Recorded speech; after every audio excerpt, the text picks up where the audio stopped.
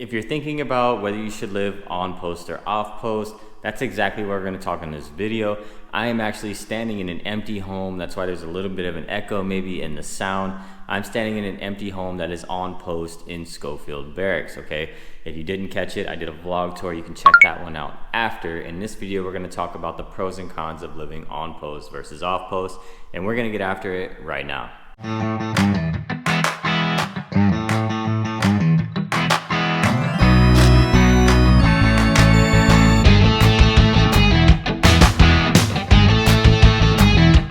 What's going on, you guys? It's Ryan Strong back with another video on the Living in Hawaii channel.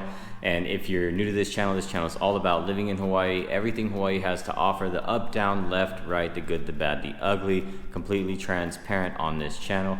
If that sounds like you, go ahead and hit the like button, hit the subscribe button, and hit the notification bell so that you get notified every time that I upload a new video. Honestly, I'm getting so many people reaching out, calling, texting, emailing me, sending me DMs, scheduling their own Zooms down in the description below. However you want to get a hold of me, all right? I got your back when moving to Hawaii. As I mentioned, I am standing in an empty home on Schofield Barracks. We just did a vlog tour of this home, but I also wanted to talk about the pros and cons of living on post versus off post, and that's what we're going to talk about right now, starting with the pro of living on post. Well, you are close, you live on post. You live so close to work that you don't have to worry about commute that much, right? So one of the huge benefits of living on post is going to be proximity to work. I was in the military, I was stationed over at Fort Stewart, and I get it. I get living, 30 minutes away from work and living 5 minutes from work, okay? We live in a home right outside of post, and I could literally come home for lunch, spend an hour with my family midday. It was great. Then there were times where I couldn't come home because we chose to live farther away. So I totally get proximity being one of the things.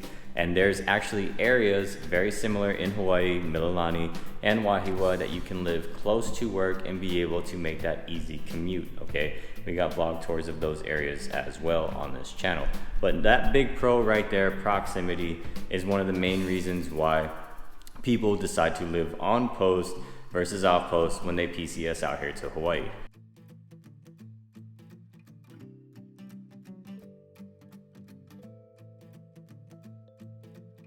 One of the other reasons they do make that decision is because of the unknown, right? You don't know what you're getting into when you come out here, because it's not like just traveling to another state. A lot of people save a ton of money just to make a 6-day trip here to Hawaii, right? You're PCSing out here for a few years into the unknown. So a lot of people will live on post because of the unknown. And you figure, well, if I live on post, I live in a very military style community, and we're close to work. So that's one of the fears, but again, it ties into being close proximity to work. Con of that is not exploring outside of your normal areas, right? Or your normal scope, okay? Because like I mentioned, there are areas such as Mililani, which is a great area. My wife is born and raised Mililani, and she, her whole family still lives in Mililani, and they absolutely love it. Mililani is a very popular community. I did a vlog tour through Mililani. You should go check that out after this video. See if you like that style of neighborhood, those style of homes, that type of thing. But there's areas like that are very close proximity. We now live in Ewa that also has a large military presence because of the style of community that it is. Very family-friendly communities, and it's about a 25-ish minute drive to work, which isn't bad, and a lot of people don't mind that. Another pro of living on base would be, again, the community, okay? Talking about the community, you know that you're surrounded by your military family and friends, right? Neighbors are military. Now, yet you don't know who these people are, and I know there's been some bad experiences, but there's also been some good experiences and made some really good friends. So that could be one of the pros, is living in a military family-friendly community, and you already know you're going to be in that. So if you decided to live off post, again, the unknown is what a lot of people fear, but that's why we have this channel and people like me helping you make that best decision that fits you and your lifestyle, giving you the honest, transparent truth of what's really happening out here. One of the cons could be that you don't want to be surrounded by necessarily military all the time, because you're military, right? You're military at work, and you're trying to sort of space yourself out from that. I get it, trust me, I get it. You're trying to space yourself out from that. You're trying to experience more than just military community, military housing, military, all this stuff, right? You're trying to space yourself out. You're trying to experience more, see more, different communities and things. So that could be one of the cons as well, as far as living on post housing.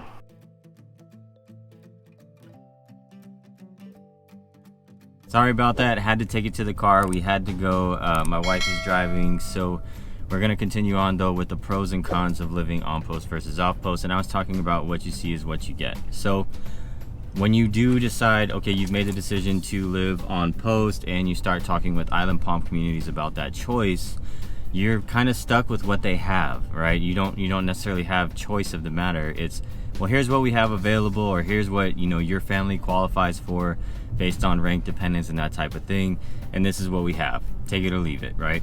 So that's kind of the thing. And then if it's not, if the house that I was just in isn't up to your standards, or maybe one of the other ones, that's just what you're stuck with. And now you're like, well, we don't really want to live here. Let's look into living off post. So that's one of the cons, is what you see is what you get. What they give you is kind of what you're stuck with. Now that we are cruising around in the car, I'm going to give you a little bit of views and some scenes and what some of the other homes look like, all right, of Schofield Barracks as we drive off post, because we got to get somewhere too.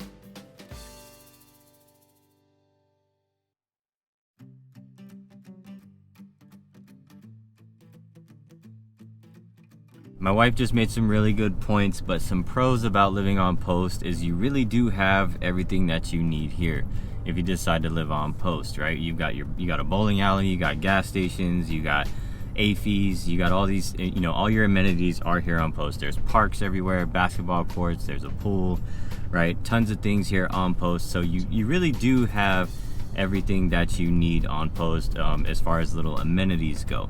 Now, of course, there's no like big box stores and stuff like that here on post. You do have to go off post for that type of thing. But that could be a very good valid point, as far as you do have everything that you need. There's schools on post. My sister, she actually sent one of her kids to one of the schools on post. There is gyms on post. Obviously, every military base has their own gyms, as far as I know. So you have those types of things available to you as well. One of the cons of living on base is going to be that there's only a few ways that you can get on and off post. If something happens on post, I don't know what scenario you want to play out in your head, but whatever happens on post, these gates close, you are stuck on post, all right?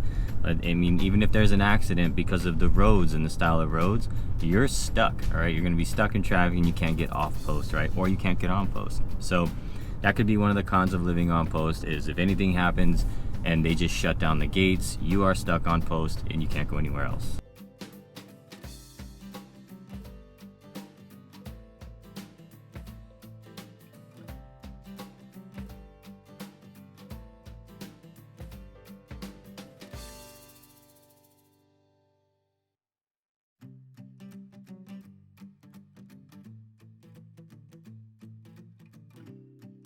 One of the cons is going to be that your BAH is gone, right? No matter how much electric you use, AC, water, whatever it is, all of that is gone. You don't see any of it, right? Out here you get BAH, BAS, COLA, these types of things play a factor when deciding whether you want to live on post or off post. So that's essentially gone, right?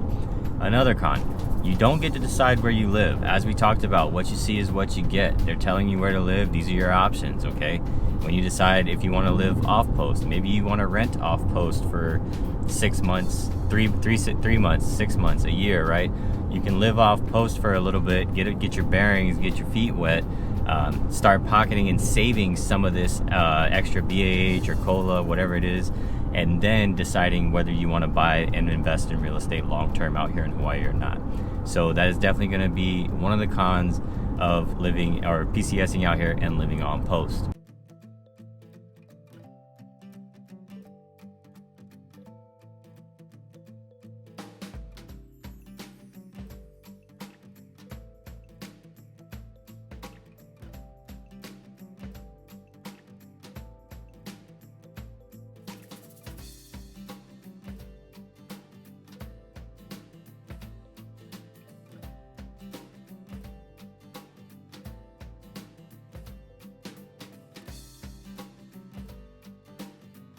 And you knew this was coming. Of course, one of the cons, and me as a real estate agent telling you this and speaking from pain, one of the cons is going to be that you do not own the home. You cannot buy the home on post. You do not own that home, okay? That does nothing for you as far as building equity or being able to rent it out and have it cash flow for you, creating another stream of income for you, okay? That is going to be one of the ultimate cons as far as building generational wealth for you and your family, is you do not own that home, okay? Some people, again, like I said, my sister, they didn't buy when they were out here, and that was their choice. That was what best fit their lifestyle, okay?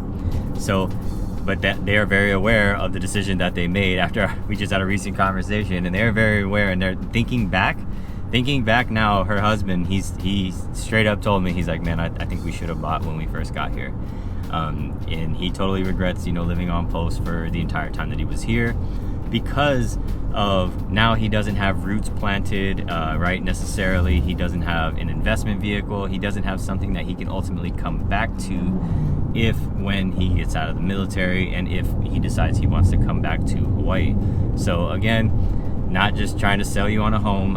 These are all honest feedback from me as a veteran, from my parents who are stationed out here, from other family members who are stationed out here, from friends in other service branches.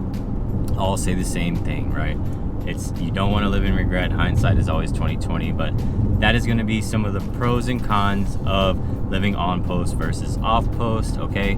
And so if you want to talk about this with me, you can always shoot me a text, send me an email, send me a DM, schedule your Zoom down in the description below.